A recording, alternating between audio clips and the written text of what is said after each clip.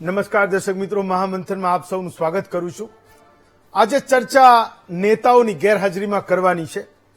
આજે ચર્ચા ગુજરાતના નાગરિકની કરવાની છે અને લોકશાહીમાં એ મહામુલા મતદારની કરવાની છે। પંચાયતોની ચૂંટણીમાં પક્ષો, નેતાઓ અને કાર્યકરો ખૂબ ચર્ચામાં છે। ક્યાંક લાઠી દંડાની પણ વાત છે, ક્યાંક લોકશાહી પણ રોજે રોજ ચર્ચાય છે અને એ લોકશાહીમાં એક કામ કરનારા નેતાઓ અને કાર્યકરો પણ ખૂબ ચર્ચામાં છે। ક્યાંક પોલીસ અધિકારીઓની પણ ચર્ચા છે, એ પોલીસના કર્મચારીઓની પણ ચર્ચા છે, ચૂંટણી પંચના અધિકારીઓની પણ ચર્ચા છે, ચૂંટણી પંચની પણ ચર્ચા છે અને સરકારના એ મુલાઝિમ જે ચૂંટણીનું કામ કરે છે એ પણ આજે ખૂબ ચર્ચામાં છે। પણ આ બધામાં મતદારને શોધવો એ ખૂબ મુશ્કેલ છે। જિલ્લે જિલ્લે અને તાલુકે તાલુકે ઘણા નેતાઓનો અંતરાત્મા રાતોરાત જાગ્યો છે। મતદારને કોણ પૂછે કે એનો અંતરાત્મા શું કહે છે? ભાજપમાંથી ટિકિટ નથી મળી એવાનો અંતરાત્મા પણ જાગ્યો। જેને કોંગ્રેસે ટિકિટ આપી એ પણ ભાજપમાં આવી ગયા, એ પણ અંતરાત્માના અવાજને સાંભળીને આવ્યા છે।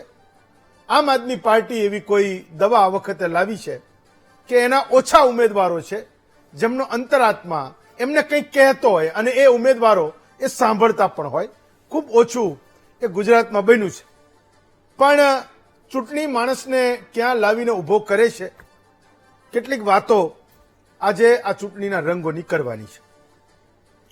ઉદાહરણ આપવું મધુ શ્રીવાસ્તવનું। વાઘોડિયાથી એ ધારાસભ્ય હતા, વડોદરાના વાઘોડિયાથી 6 ટર્મ ભાજપમાંથી જીતા। 2022માં ભાજપે ટિકિટ ન આપી। ભાજપનો એમનો જે પ્રેમ છે મધુભાઈનો, એમની જે કટ્ટરતા છે ભાજપ માટે, એ ગુજરાત માટે કંઈ વધારે કહેવાનો વિષય નથી। 2022 પહેલાની વાત કરું છું। કોંગ્રેસને તો છાસવારે એ નો કહેવાનું કહેતા હતા। કેટલાક નેતાઓના રવાડે ચડ્યા એટલે 2022માં એમની ટિકિટ કપાઈ ગઈ। છાપ એવી હતી કે ઇઝી ટાર્ગેટ થયા। 2022માં અપક્ષમાંથી ચૂંટણી લડ્યા અને હારી ગયા। 2024માં કોંગ્રેસમાંથી લડવાની ઈચ્છા હશે, ટિકિટની ઈચ્છા હશે, પણ કોંગ્રેસે મધુ શ્રીવાસ્તવથી એક ડિસ્ટન્સ રાખ્યું હતું, એક અંતર રાખ્યું હતું।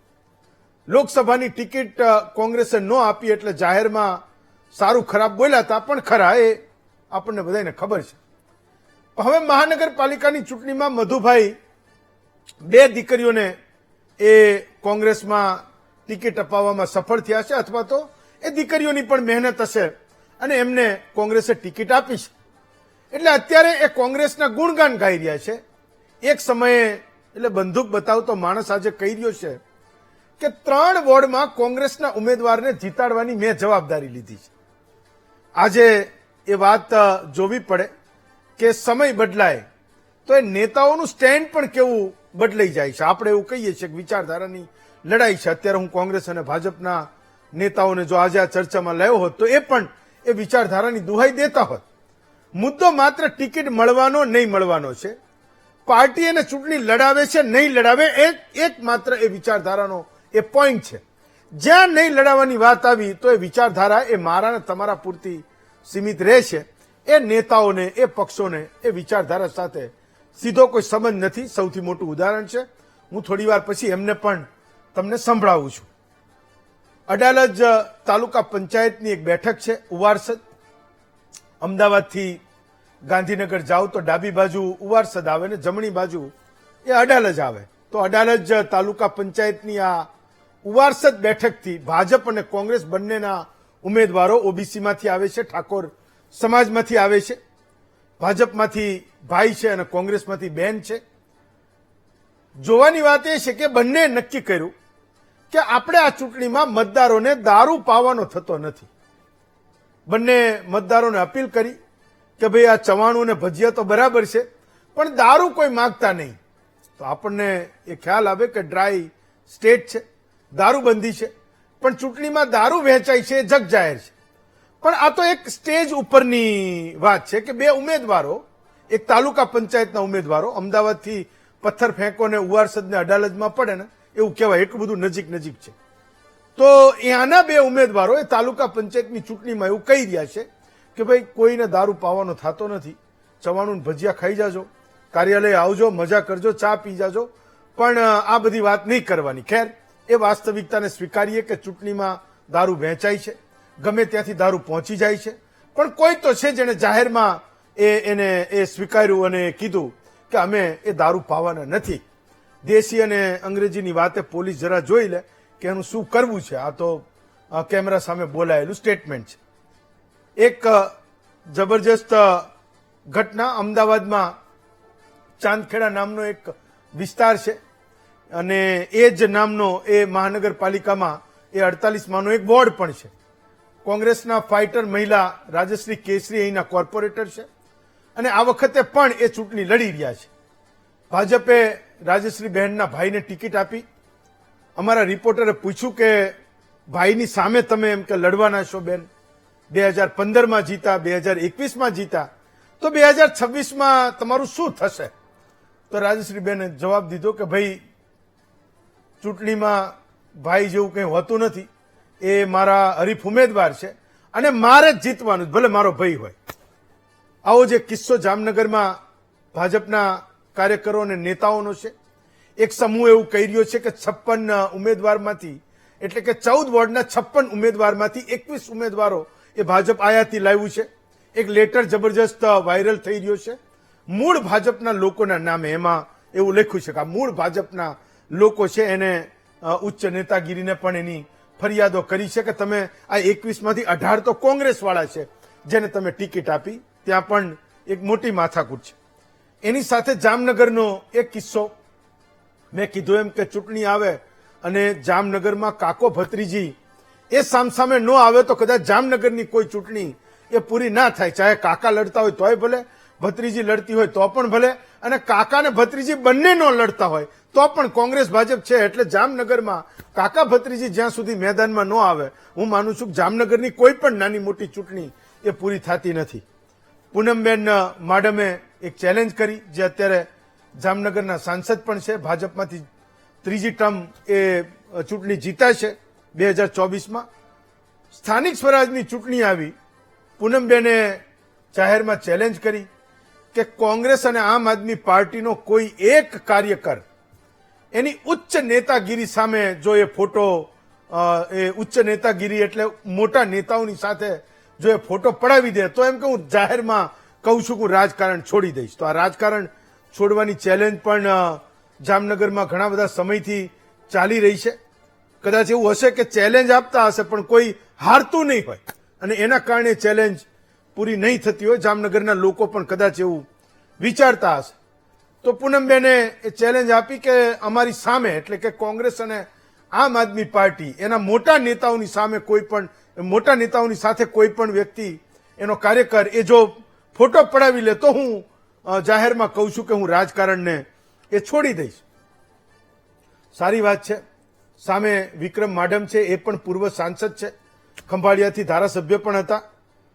પૂનમ માડમના આ શબ્દો પર સંબંધમાં પૂનમબેન ભત્રીજી થાય છે અને વિક્રમભાઈ એ કાકા થાય છે.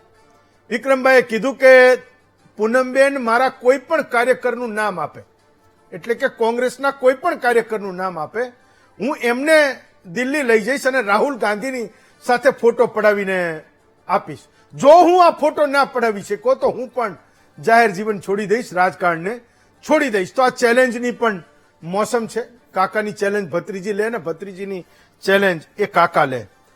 કેટલાક ખૂબ વિવાદાસ્પદ અને એ મતદારોને, નાગરિકોને ઠેસ પહોંચાડે એવા પણ સમાચારો આપણી સામે છે. ગોંડલમાં કોંગ્રેસના ઉમેદવાર દિનેશ પાતરની એક ઓડિયો ક્લિપ એ વાયરલ થઈ રહી છે. રાજન નામનો સામે કોઈ યુવક છે, કારણ કે દિનેશભાઈ એ ઉમેદવાર છે.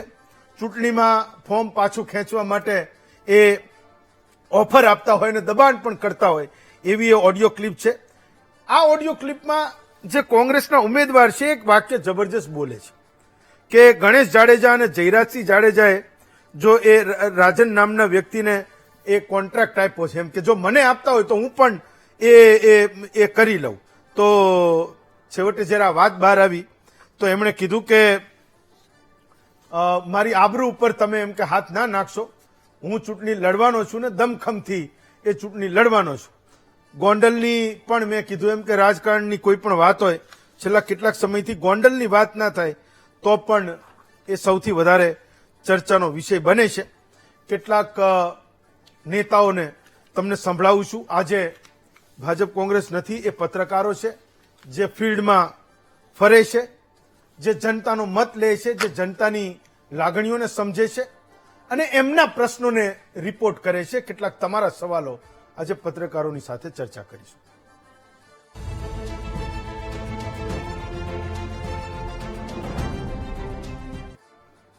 તો સૌથી પહેલા જેની વાત મેં શરૂઆતમાં કરી, મધુ શ્રીવાસ્તવને તમને સંભળાવું છું કે જ્યારે ભાજપમાંથી ચૂંટણી લડતા હતા ત્યારે કોંગ્રેસ વિશે શું કહેતા હતા.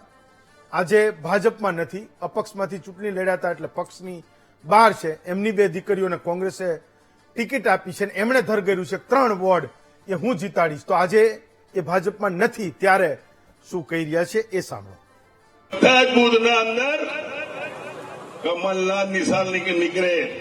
જો કમલના નિશાન નહીં નીકળે તો કાન ખોલીને સાંભળી લેજો. તમે જે બી ગેરકાયદેસર રહે છે એમને ઠેકાને પાડી દઈશ. હું તો લડતો નથી, હજુ લડાવું છું ને. લડવા માટે તો દાદાગીરી કરીને. મધુ શ્રીવાસ્તવ છે એ ભાજપ વાળા હોય કે ભાજપના કાર્યકર્તા હોય, ભાજપને લાવનાર બી મધુ શ્રીવાસ્તવ છે, ભાજપને આગળ લાવનાર બી મધુ શ્રીવાસ્તવ છે અને ભાજપને પાડનાર બી મધુ શ્રીવાસ્તવ. વાઘોડિયાના અંદર બી પાડીશ. તો આજે હું આ લોકોને બિનશરતી ટેકો આપ્યો છે.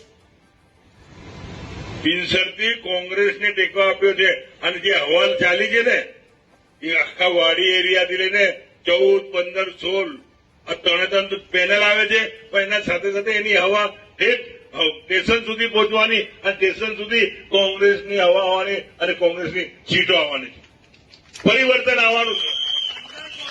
પરિવર્તન એટલા માટે આવવાનું છે કે ખાલી ચૂંટણી સિમ્બોલ પર જીતવા આવો છો, ભાજપના નામથી નીકળી પડો છો અને જીત્યા પછી રામ રામ બસ અને રબરી સ્ટેમ્પ.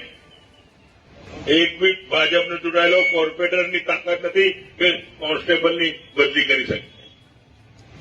એકની બી તાકાત નથી, હવે ધારાસભ્યની બી તાકાત નથી કે કરી શકે.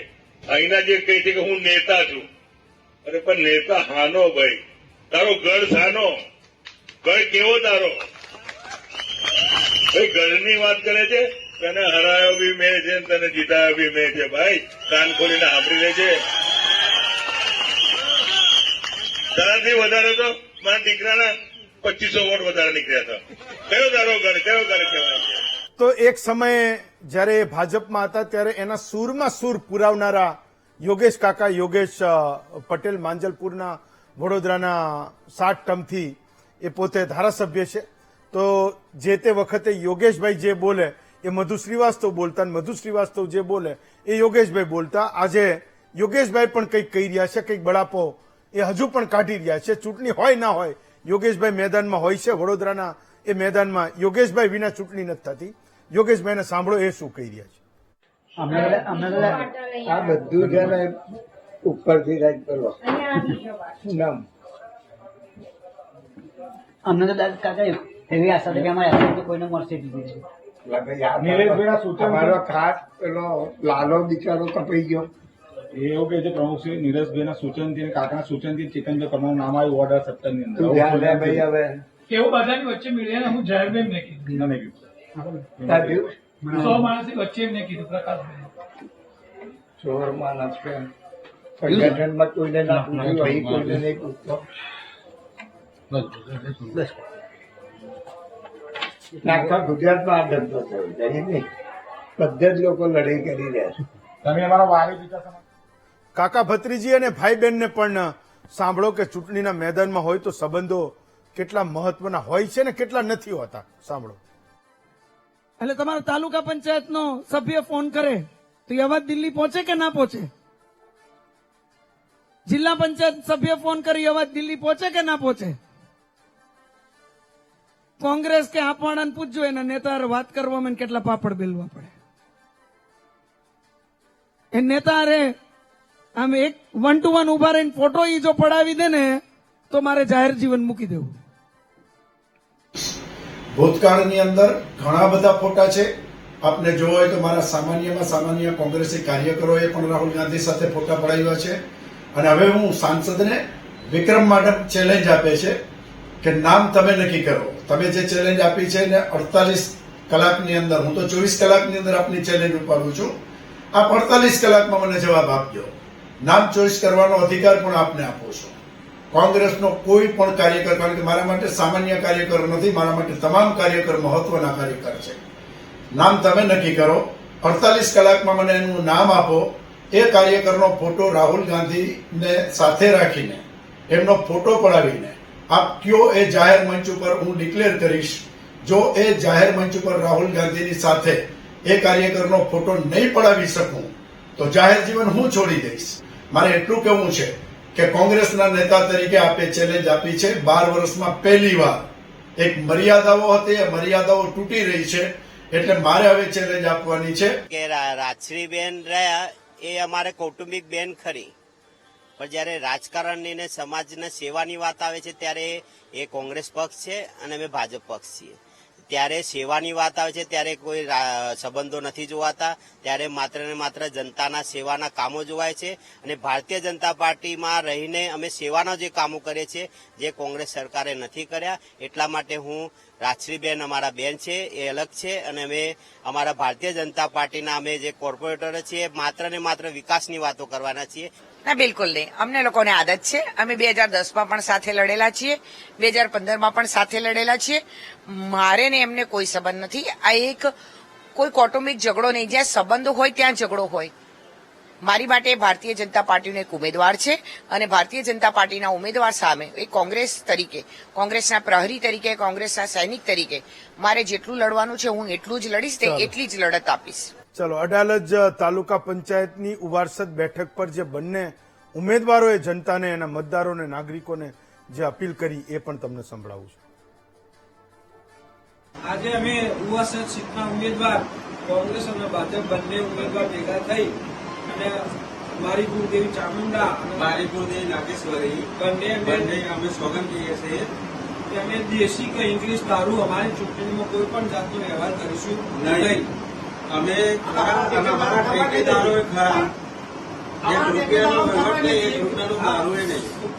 હવે ઉમેદવાર એટલે ઠેકેદારે આવી જ જવાનું. ઠેકેદારોની સૂચના જેટલા વાપરે એટલા બધાને તમે આ દૂષણ કોઈ કરતું હોય તો રોકજો અને અમોન બંધ કરજો.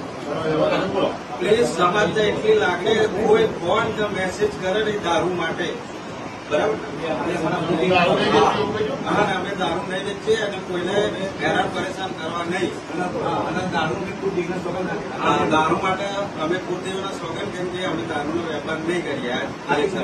બંને ઉમેદવારની કુળદેવીની સાક્ષીએ આ દારૂની બંધી થઈ છે તો કોઈ પણ મતદાર કોઈ પણ અમારા ઠેકેદાર કે વિસ્તારના દારૂ નિમિત્તે કોઈને ફોન કરવો નહીં. બિચારા કુળદેવી તો કાયમ હાજરા હજુર હોય, સાક્ષાત હોય. એના સંતાનો માટે તો સ્વાભાવિક છે, જેને આપણે દેવી કહીએ છીએ, શક્તિ કહીએ છીએ. પણ આ સમ ખાવાવાળી જે વાત છે એ કદાચ કોઈ ગામ એવું હશે કે ત્યાં કુળદેવી ના ચાલતા હોય, એમના નામના સમ ના ચાલતા હોય, અને ક્યાંક તો એવા પણ અઘરા અઘરા કામ આ નેતાઓ એ લોકો પાસેથી કરાવે છે અને સફળતા પણ એમને મળતી હશે. રાધર એટલે જ એટલા બધા સમ એ ખવડાવતા હશે. અહીંયા એ ઉમેદવારો એ સામેથી સમ દઈ રહ્યા છે એના મતદારોને, નાગરિકોને કે તમને કુળદેવીના સમ આપીએ છીએ, તમે લોકો એ દારૂ એ અમારી પાસેથી તમે માગતા નહીં. ચૂંટણીમાં જે મત આપો ના આપો એ મતદારનો પોતાનો હક છે. આપણો આજનો મુદ્દો છે 27ની સેમીફાઇનલ. પત્રકારો આખરે માને છે શું આ ચૂંટણી વિશે? 4 વરિષ્ઠ પત્રકારો આપણા ગુજરાતમાંથી છે. પ્રફુલભાઈ ત્રિવેદી છે, અમદાવાદથી આપણી સાથે છે. જપ્તવ્ય યાજ્ઞિક છે, વડોદરાથી આપણી સાથે છે. વિરાંગ ભટ્ટ છે, સુરતથી આપણી સાથે છે. અને હિરેનભાઈ ત્રિવેદી છે, એ જામનગરથી આપણી સાથે છે. પ્રફુલભાઈ મને લાગે થોડી વારમાં જોડાશે. જપ્તવ્ય, સૌથી પહેલો સવાલ તો તમને કરું છું કે આ યોગેશ કાકાને અને ભાજપને લવ હેટના શું સંબંધો છે? એટલે જ્યારે પણ ચૂંટણી આવે અથવા તો એવું લાગે કે ક્યાંક વડોદરા એમ કે નબળું પડી રહ્યું છે, મોડું પડી રહ્યું છે, તો એવા લાઇમલાઇટમાં આવશે તરત જ એમના સ્ટેટમેન્ટથી કે તમારે એમની નોંધ લેવી પડે ને ગુજરાતના લોકો એ મુદ્દાઓને સમજ્યા વિના એ રહી ના શકે. મારે સમજવું છે કે આટલો બધો બળાપો એ કાકા કાયમ કેમ કાઢતા રહે છે, ચૂંટણી હોય કે ના હોય? જી હેમંતભાઈ, એક ખૂબ સમજવા જેવો વિષય એવો છે કે મધ્ય ગુજરાતમાં જ્યારે કોઈ રાજનીતિક ઉથલપાથલની વાત આવે તો અમદાવાદને મૂકતા જેવા તમે ખેડાથી આગળ વધો અને દક્ષિણ ગુજરાત સુધી પહોંચો એ પહેલા કોઈ એક શહેરને જો ધ્યાન પર લેવું હોય તો એ વડોદરા છે. અને વડોદરાની રાજનીતિની વાત કરીએ તો છેલ્લા કેટલાય સમયથી આપણે જોયું છે તે પ્રમાણે ભારતીય જનતા પાર્ટીના ગઢ સમાનની ઓળખ વડોદરા મહદઅંશે બનાવી ચૂક્યું છે. હવે આ શહેરમાં જ્યારે રાજનીતિની વાત આવે ત્યારે યોગેશ પટેલ એક સિનિયર ધારાસભ્ય તરીકેની પોતાની ઓળખ બનાવી બેઠા છે.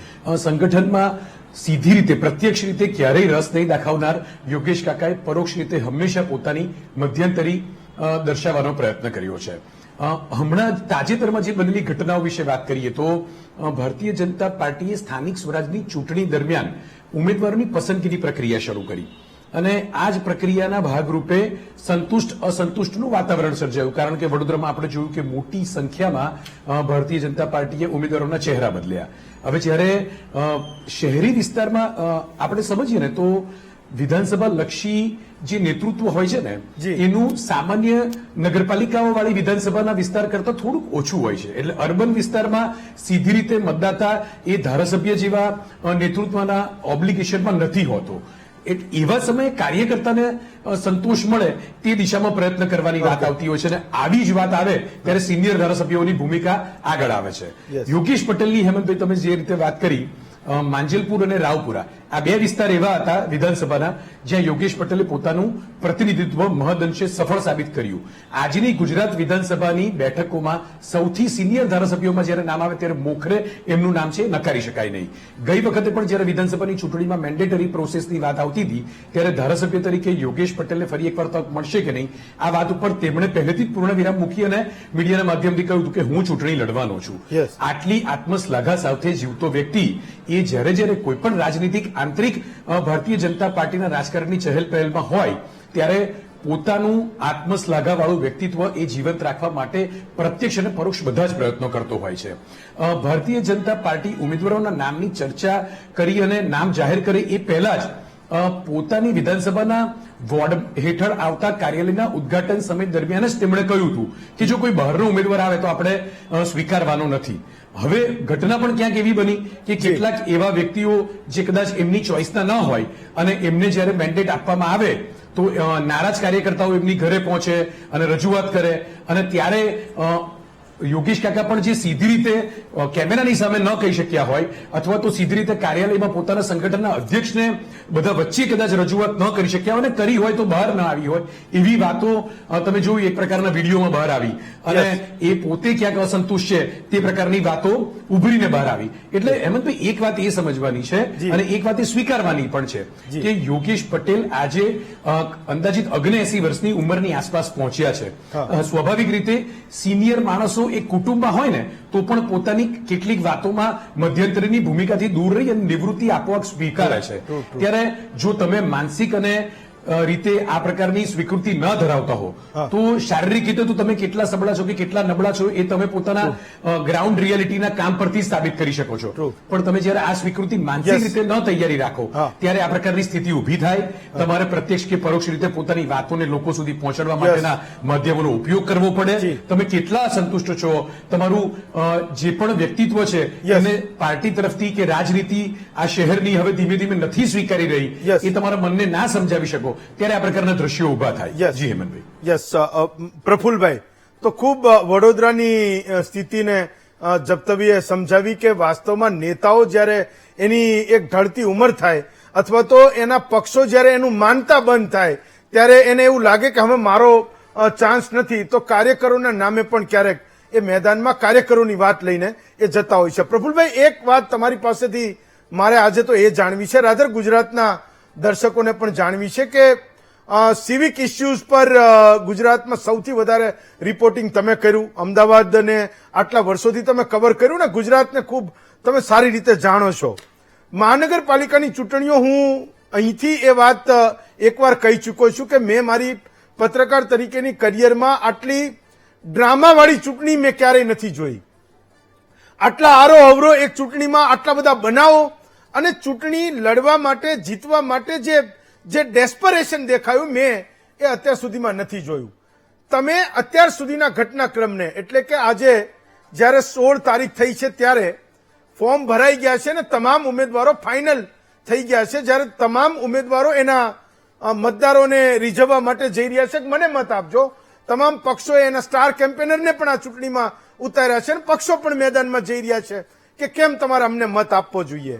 એવા સમયે 16મી તારીખે પ્રફુલભાઈ આ ચૂંટણીને તમે કેવી રીતે જુઓ છો? હું આખા ગુજરાતની વાત કરું છું. તમે અગાઉ સ્થાનિક સ્વરાજની પંચાયતોની આવી કોઈ ચૂંટણી જોઈ છે કે કેમ? ભાઈ, આ વખતે જે ઘટનાઓ બની એમાં જે ગઈકાલે ફોર્મ પાછા ખેંચવા માટે ધાક ધમકી અને જે લાલચો, જે આક્ષેપો થઈ રહ્યા છે 30 લાખ ને 35 લાખ ને જે ખરીદ ખફોસ ચાલુ થઈ, હોર્સ ટ્રેડિંગ ચાલુ થયું, એ સંખ્યાબંધ ઘટનાઓ બની એને કારણે. અને બીજું, અત્યારે સોશિયલ મીડિયામાં ઝડપથી લોકો સુધી પહોંચી શકે છે, એટલા માટે એ વધારે લોકો સુધી એ વાત પહોંચી અને ઘણા બધા લોકોને એવું લાગ્યું પણ ખરું કે આ લોકશાહીનું ચીરહરણ છે, આ લોકશાહીમાં આવી બાબતો ચલાવી ના લેવી જોઈએ. પરંતુ હેમંતભાઈ, આપણે તમે થોડા પાછળ જાવ ને તો દરેક ચૂંટણીઓમાં આવી ઘટનાઓ બન્યા જ કરતી હોય છે. તમે સુરતનું જે હેમંત કુમારીનો જે કેસ હતો એને યાદ કરો, આપણે અમદાવાદના ગુપ્તાનો, રોહન ગુપ્તાનો કેસ યાદ કરો, તો દરેક ચૂંટણીમાં આવું ક્યાંય ને ક્યાંય થતું જ હોય છે. અને તમે એથી થોડા પાછળ જાઓ કે જયારે બેલેટથી ચૂંટણી થતી હતી ત્યારે આખા જે મતદાન કેન્દ્રો છે, બૂથ આખા કેપ્ચરિંગ થઈ જતા હતા. એ પછી થપ્પાબાજી થતી હતી, સરપંચને ખરીદી લેવામાં આવતો હતો કે આખું ગામ એક તરફ જ મતદાન કરે. શંકરસિંહના વખતમાં તમે જુઓ તો હિંસાના દ્રશ્યો પણ પુષ્કળ પ્રમાણમાં સર્જાયા હતા. એટલે દરેક ચૂંટણીમાં આવી ઘટનાઓ બનતી જ હોય છે. પરંતુ આ વખતે એક સાથે સ્થાનિક સ્વરાજ્યની સંખ્યાબંધ ચૂંટણીઓ છે, આખા ગુજરાતને આવરી લે છે. એટલે ઘટનાઓ વધુ બની અને સાથે સાથે સોશિયલ મીડિયાનો જમાનો પણ ટોચ ઉપર છે. એટલે તમામ ઘટનાઓ છે એ લોકો સુધી વાયરલ થઈને પહોંચી. એટલે આ વખતની જે ઘટનાઓ છે એ થોડી વધુ પડતી છે. તમે ચૂંટણી પંચની વાત કરો તો ચૂંટણી પંચ હંમેશા સત્તાધારી પક્ષનું પપેટ જ રહેતું હોય છે. કોંગ્રેસના સમયમાં પણ આ જ હકીકત હતી. તમે જુઓ કે શેષાન આવ્યા, શેષાને જે ચૂંટણી પંચમાં થોડા ઘણા સુધારા કર્યા, પણ એ જ શેષાન રિટાયર્ડ થયા પછી તરત જ કોંગ્રેસની ટિકિટ ઉપર ચૂંટણી લડ્યા હતા. અમદાવાદમાં જે એલિસ બ્રિજમાં ચૂંટણી લડવા આવ્યા હતા, ગાંધીનગર લોકસભા લડ્યા હતા અડવાણીની સામે, આઈ થિંક 99માં. હા, અને અહીંયા એલિસ બ્રિજમાં પ્રચાર કરવા નીકળ્યા ત્યારે એકલા હતા. જીપમાં એમની સાથે કોઈ કાર્યકરો પણ નહોતા. અને પછી એમણે સોનિયા ગાંધીને ફોન કર્યો કે મારી સાથે કોઈ છે નહીં. એટલે પછી બીજે દિવસથી કંઈક 5-10 કાર્યકરો એમની સાથે રહેતા હતા. એ શેષાન એકલા પ્રચાર કરતા હતા. એટલે આ બધી જ ઘટનાઓ છે એ દર વખતે બનતી હોય છે. પરંતુ આ વખતે ઘટનાઓનું પ્રમાણ વધ્યું અને જે ફોર્મ પાછા ખેંચવા વાળા છે એ લોકોની સંખ્યા મોટી થઈ અને આંકડાઓ બહાર આવી ગયા, ધાક ધમકીના દ્રશ્યો બહાર આવી ગયા, કોઈ ઉમેદવારને ઉપાડીને લઈ જતા હોય એવા દ્રશ્યો બહાર આવી ગયા. વડોદરાની અંદર ધારાસભ્ય અને કોંગ્રેસ પ્રમુખ સાથેની ધક્કા મૂકીને મારામારીના દ્રશ્યો આવી ગયા. એટલે આ વખતે આપણને ચોક્કસપણે એમ લાગે છે કે આવી ચૂંટણી નહીં હોવી જોઈએ. આ લોકશાહી માટે ચોક્કસપણે ઘાતક છે. ચલો વિરાંગભાઈ, તો તમારે ત્યાં સુરતમાં પણ બહુ બધા ડ્રામા થયા. મેં કીધું કે આજથી હવે તમામ મતદારો અને પક્ષો એ એના વિસ્તારોમાં જશે, લોકોને રીઝવવા જશે. ગઈ વખતે સુરતે મહાનગરપાલિકામાં બધાને એક આંચકો આપ્યો હતો. એક આશ્ચર્યજનક ઘટના બની હતી. 25-27 આમ આદમી પાર્ટીના કોર્પોરેટર ચૂંટાયા હતા. આ વખતે પણ મેં જોયું કે ક્યાંક ફાર્મ હાઉસમાં એ જઈ રહ્યા છે, ક્યાંક એમના ઉમેદવારો બચાવવા માટેનો જંગ પણ એ લોકો લડી રહ્યા છે. પણ શું ખરેખર આ વખતની ચૂંટણીમાં પણ એ કોઈક એક ફેક્ટર છે? અને એ ફેક્ટર છે તો કોંગ્રેસની સરખામણીમાં ભાજપની સામે એ ફેક્ટર કેવડું મોટું છે? વિરાંગભાઈ. હેમંતભાઈ, પહેલા તો થેન્ક યુ મને આ ડિબેટમાં બહુ જી સર. સિનિયર પત્રકારો સાથે જોડવા બદલ. જી. હવે તમે જે કહ્યું કે લાસ્ટ વખતે સુરતે આમ આદમી પાર્ટીને બહુ મોટા 27 લોકો જીતાડે, કોઈ એક્સપેક્ટેશન નહીં હતી, અને પછી જ આમ આદમી પાર્ટીનું નામ થયું અને પછી એનો વધારે કોન્ફિડન્સ આવ્યો અને વિધાનસભાની ચૂંટણીમાં એ લોકો વધારે સારી રીતે લડ્યા હતા. પરંતુ એ વખતે લાસ્ટ વખતે એવું હતું કે પાસના જે લોકો હતા એ કોંગ્રેસમાં, પાસના લોકો આમ આદમી પાર્ટીને સપોર્ટમાં હતા. આમ આદમી પાર્ટીને સપોર્ટ કરીને પાસના લોકોએ જીતાડી હતી. એટલે આ વખતે એવું છે કે જે પાસના એમને સપોર્ટર હતા એ બંને જણા પાછા બીજેપીમાં જોડાઈ ગયા છે. એટલે હમણાં એના સપોર્ટ બેઝ એટલો બધો નથી આમ આદમી પાર્ટી માટે, એટલે ડર હતો, એટલે એ લોકોએ એમને બીજી જગ્યાએ મૂકી દીધા. એ રીતે કોંગ્રેસના પણ જેટલા ઉમેદવારો હતા એ બધા ઉમેદવારોને એ લોકો અમુક તો કહે છે કે વાપી અને ઉદયપુર સુધી મોકલી દીધા છે. જી. એટલે એક ડરનો માહોલ અહીંયા છે જ ખરો.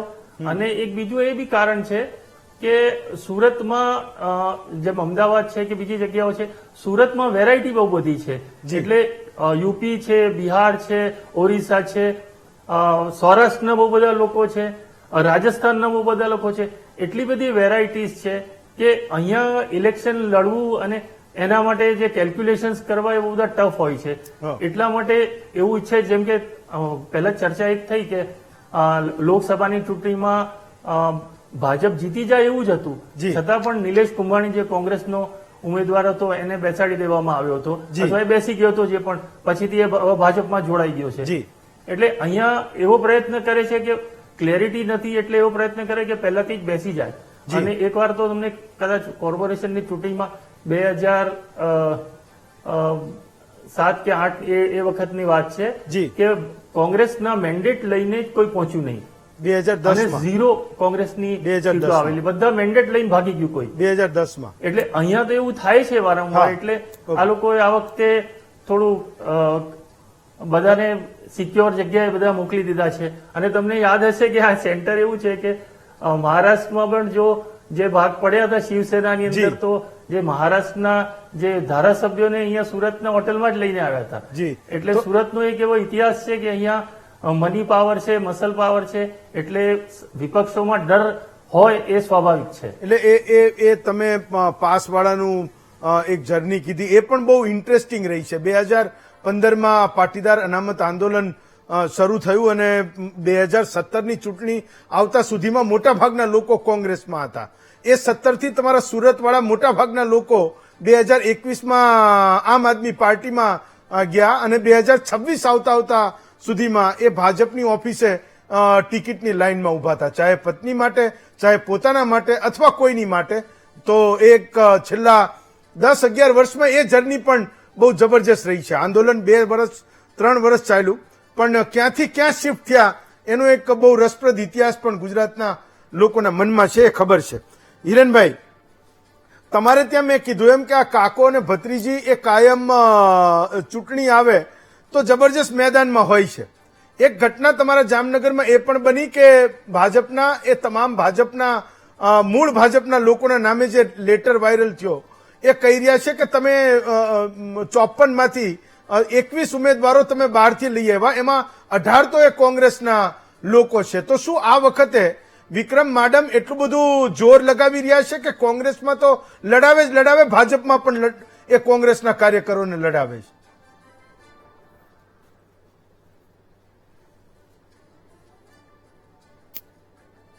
હિરેનભાઈ, તમને મારો સવાલ સંભળાયો?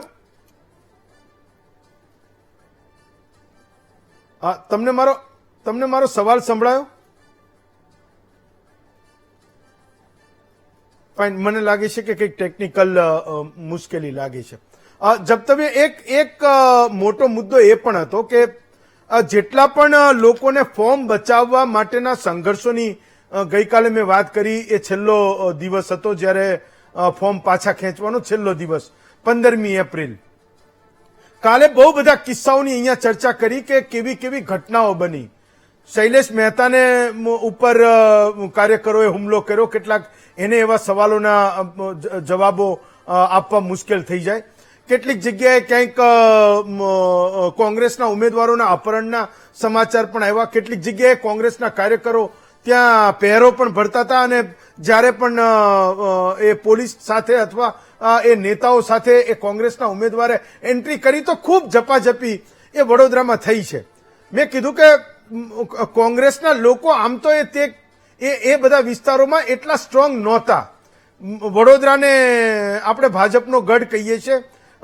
શહેરની 5 તો ભૂલી જવાની, હવે તો રૂરલની 5 વિધાનસભાની બેઠકોમાં પણ કોંગ્રેસ ક્યાંય કોઈ જગ્યાએ રહી નથી. તો આ 2026ની ચૂંટણીમાં એવું શું થયું કે એક સાથે કોંગ્રેસના કાર્યકરો તાલુકા પંચાયત અને જિલ્લા પંચાયતના અને મહાનગરપાલિકાના ઉમેદવારો બચાવવા માટે એ મરણિયા બની ગયા કે એનામાં એટલે આટલા બધા લોકો એક જગ્યાએ ભેગા થાય અને એ પણ ચૂંટણી ટાણે કોંગ્રેસના લોકો એક થઈ જાય. મને આ વાત ખરેખર ગઈકાલે નવાઈ લાગી હતી.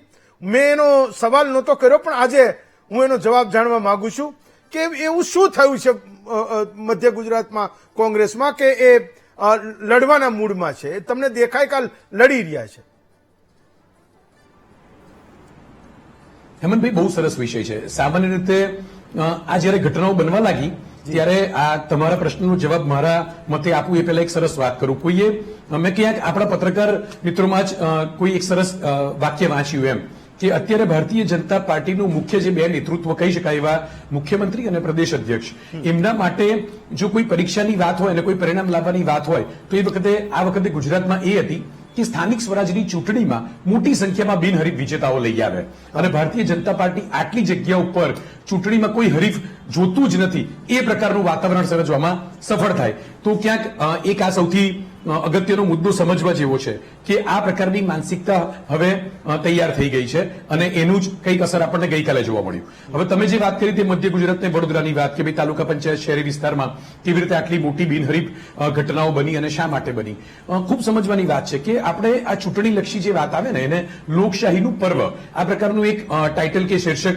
આપીને ઓળખતા હોઈએ છીએ અને અલગ અલગ માધ્યમોમાં આપણે આ જ ટાઇટલથી સંવાદરૂપી વાત પણ મૂકતા હોઈએ છીએ. હવે ગઈકાલે જે દ્રશ્યો જોયા હેમંતભાઈ, આપ મારા કરતા ખૂબ વડીલ છો, ખૂબ અનુભવી છો અને મારા સિવાયના જે લોકો છે એ પણ સમજતા હશે કેટલી દુઃખની વાત છે. આ પર્વ જેવા થોડા દ્રશ્યો હતા. સિસ્ટમે સમજવાની જરૂર છે. પર્વ આવો હોય, કોઈ દિવાળીનું પર્વ હોય અને કોઈ તારામંડળ કે કોઠી ફોડતા કોઈ બાળક દાઝી જાય તો કે એ પર્વને માતમમાં ફેરવાયું એ પ્રકારનો શબ્દ આપણે વાપરતા હોઈએ છીએ. કોઈ ઉત્તરાયણમાં કોઈ બાળક કે કોઈ છત પરથી ધાબા પરથી પડી જાય તો એ પર્વ માતમમાં ફેરવાયું એવી વાત આપણે કહેતા હોઈએ છીએ. કોઈ નવા વર્ષની ઘટનામાં કોઈ દુષ્કર્મ જેવી બાબતો બને તો આપણે એમ કહીએ છીએ કે આ પર્વને લાંછન લાગવા જેવી ઘટના બની. હું એમ માનું છું પત્રકાર તરીકે કે લોકશાહીના પર્વમાં જ્યારે ચૂંટણીમાં મતદાતાઓને એક તક આપવાની વાત હોય છે કે તે પોતે આ પર્વને ઉજવે અને પોતાના હૃદયમાં, પોતાના મનમાં, પોતાની ઈચ્છાઓને ભવિષ્યમાં કયો ઉમેદવાર નેતૃત્વ મેળવી અને પૂરી કરી શકે છે, જનપ્રતિનિધિ નીમવા માટે એક મર્યાદાઓ ઉંમરની પણ નક્કી કરવામાં આવી છે. એવા આ પર્વના ધારાધોરણ અને દરેક નિયમોને માત્ર કોઈ એક વ્યક્તિ કે કોઈ એક વિચારધારા સાથે જોડાયેલા સમૂહે એ પ્રકારનો નિર્ણય લીધો અને એ મહદઅંશે સફળતા પણ થતો જોવા મળ્યો. તમે કહ્યું એ પ્રમાણે કે એવું તો શું બન્યું કે લોકો આટલી સંખ્યામાં બિનહરીફ થવા લાગ્યા. મધ્ય ગુજરાતની વાત કરીએ ને હેમંતભાઈ તો સમજો કે ગ્રામ્ય વિસ્તારમાં તો માધવસિંહ સોલંકી વખતથી જ ખેડા અને આણંદ જિલ્લોની વાત હોય કે વડોદરાના ગ્રામ્ય વિસ્તારમાં અર્બન વિસ્તાર વાત કાઢી નાખીએ તો દરબારના મતદાતાઓ ખૂબ મોટી સંખ્યામાં હતા. અને તમે વાત કરો તો જૂનો વડોદરા જિલ્લો એટલે છોટાઉદેપુર ને એ વિસ્તાર હતો ત્યાં પણ એવી સ્થિતિ હતી. હવે ધીમે ધીમે સહકાર ક્ષેત્ર અને પંચાયત ક્ષેત્રમાં પણ ભારતીય જનતા પાર્ટી પોતાનો અડીંગો જમાવવા માટેના પ્રયત્ન કરે છે અને એ જ સફળ થતો પણ દેખાય છે. એ આપણે નકારી ના શકીએ, એટલે નકારી ના શકીએ કારણ કે બિનહરીફ એમને કરવાતા કે પછી લોકોને બિનહરીફ થવું હતું એવા દ્રશ્યો ગઈકાલે જોવા મળ્યા. હવે બીજી એક અગત્યની વાત એ પણ છે કે શા માટે લોકો પોતાની ચૂંટણીમાં ભરેલા ફોર્મને પાછા ખેંચવા લાગ્યા. તો એ સવાલ છે કે કે એક વ્યક્તિ જયારે નક્કી કરે છે કે હું જનપ્રતિનિધિ બનું, એના માટે કોઈ એક રાજકીય પક્ષની વિચારધારા માટે એની તૈયારી બતાવે અને ત્યાં એ પોતાનું મેન્ડેટ માંગવા જાય, એને મેન્ડેટ મળી પણ જાય અને મેન્ડેટ મળ્યા પછી સરકારના ધારાધોરણ પ્રમાણેના અંતિમ જે સમયની ક્ષણ આવે એ વખતે એ મેન્ડેટ પાછું ખેંચવા, એટલે ફોર્મ પોતાનું પાછું ખેંચવા પહોંચી જાય, એટલે એ વિસ્તારમાં એમના હરીફોએ ચૂંટણી લડ્યા વગર વિજેતા પોતે બની જાય એ પ્રકારની સ્થિતિ ઉભી થાય. તો અહીંયા સવાલ એવો ઉભો થાય છે કે સામાન્ય એક વ્યક્તિ જે ફોર્મ ભરવા જાય છે એ તૈયાર તો હોય છે કે હું જનપ્રતિનિધિ બનીશ અને હું આ વિસ્તારના લોકોની સમસ્યાઓને વાચા આપીશ, અને પછી એ જનપ્રતિનિધિત્વ બનવાનો પોતાનો મૂડ બદલી નાખે છે. તો અહીંયા આપણે જે અલગ અલગ પ્રકારની રાજનીતિના વિષયોમાં ચર્ચાના શબ્દો બહાર આવે છે અને વિષયો બહાર આવે છે કે ક્યાંક તોડજોડની વાત હશે, ક્યાંક દબાણની વાત હશે, ક્યાંક મૂડીલક્ષી વિષયો સામે આવતા હશે, અને આવા વિષયોને પ્રત્યક્ષ કે પરોક્ષ રીતે આપણે પ્લેટફોર્મ પર મૂકી શકીએ કે ના મૂકી શકીએ, બંધ બારણે જનતા અને ખુલ્લેઆમ ચર્ચા કરે છે. ચોરે ને ચપકી આ પ્રકારની ચર્ચાઓ શહેરી વિસ્તાર અને ગ્રામ્ય વિસ્તારમાં પણ હોય છે. અને વડોદરા શહેરના કોર્પોરેશનના 2 વોર્ડમાં જે અલગ અલગ વ્યક્તિઓએ પોતાના ફોર્મ પાછા ખેંચ્યા અને એ 2 વોર્ડમાં 2 ઉમેદવારો હવે બિનહરીફ થઈ ગયા છે. એવી રીતે તાલુકા પંચાયત અને જિલ્લા પંચાયતમાં પણ અલગ અલગ પ્રકારના દ્રશ્યો સામે આવ્યા, ત્યાં પણ કેટલાક લોકોએ ફોર્મ પાછા ખેંચ્યા અને એ ઉમેદવારો પણ બિનહરીફ થયા.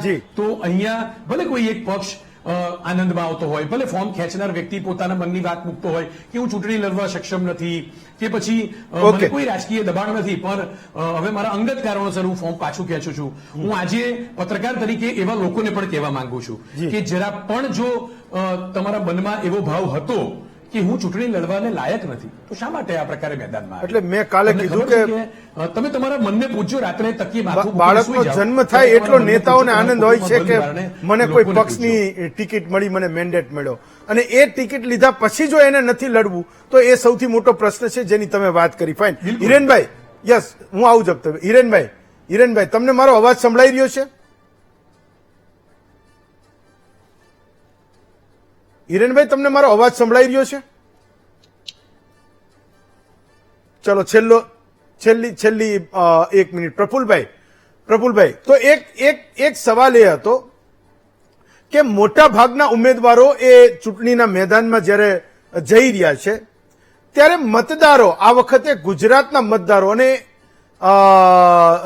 ઓછા વધારે નહીં પણ 4,18,00,000 મતદારો આ 26મી એપ્રિલની ચૂંટણીમાં એ ભાગ લેવાના છે. મતદાનના દિવસે કેટલા ટકા મતદાન થાય, આપણે ઈચ્છીએ કે સૌથી વધારે મતદાન થાય, પણ એ જનતા જે આ ચૂંટણીના મેદાનમાં આ બધું જોઈ રહી છે, જેને મતાધિકારનો ઉપયોગ કરવાનો છે, એનો પવન તમને શું લાગે છે? એ શું વિચારે છે પ્રફુલભાઈ? હેમંતભાઈ, સૌથી પહેલા તો વાત કરીએ મતદારોની, કે જેટલી બેઠકો બિનહરીફ થઈ છે અત્યાર સુધીમાં 724 બેઠકો છે જે બિનહરીફ થઈ છે. એમાં 43 છે એ મહાનગરપાલિકાની છે,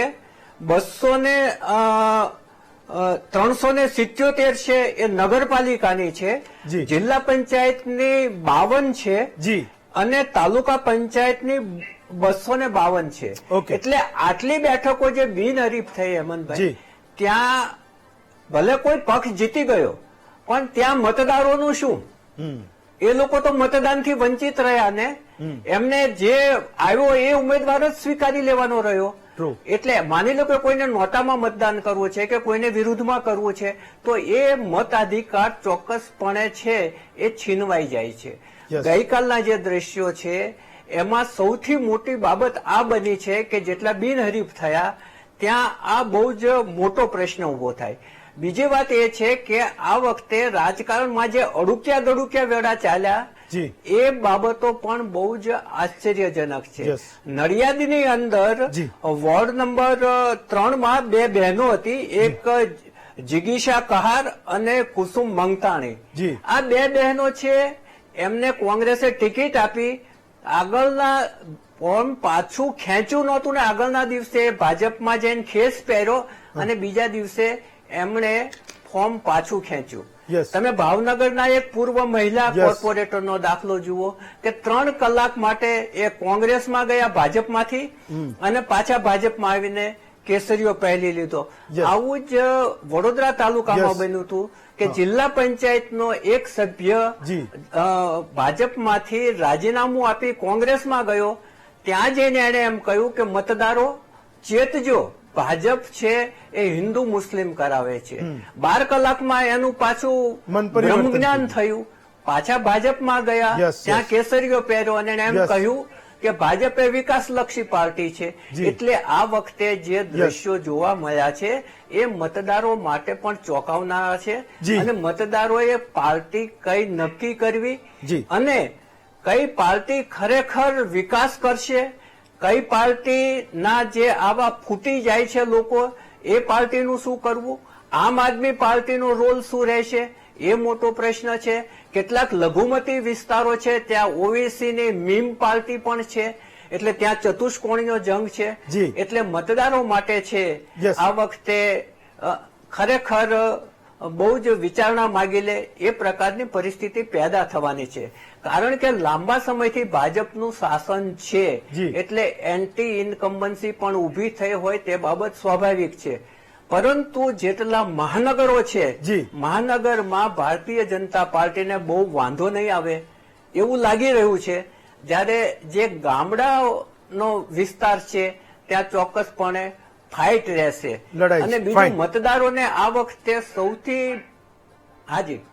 સમજો આ વખતે ફાઇટ છે. તમે આ વખતે સૌથી હા તમારી વાત પૂરી કરી લો.